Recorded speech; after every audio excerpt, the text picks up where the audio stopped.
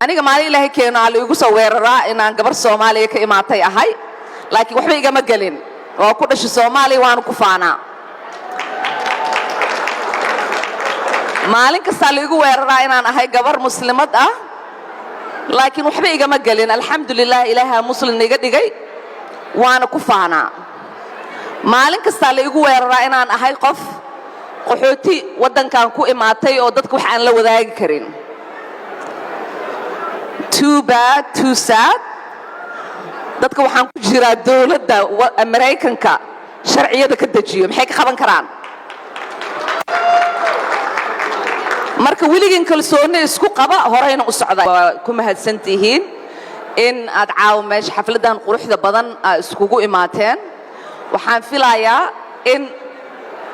dad hore aan isku aqoonin inay isbarteen in businessyal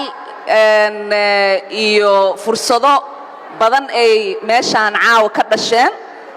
waxaan filayaa in waxaan shaqo aan niyada kuugu jirin ama professionals dhehaynin uu jiraa maanta inaad baratay oo aad xiiso gelin doontid waxaan u malaynayaa in aad baratay walaal ama walaalad oo aad taakulayn kartid ama aad support gareyn kartid siday u hormari lahaayeen annaga haddii aan Soomaali nahay wadankan ku nool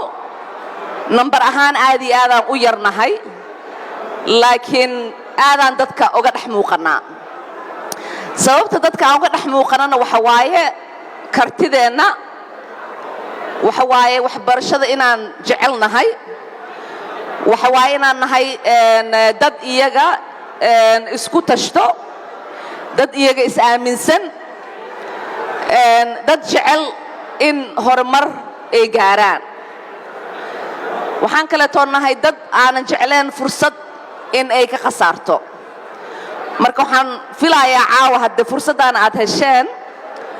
in fursad weyn ay idin noqoto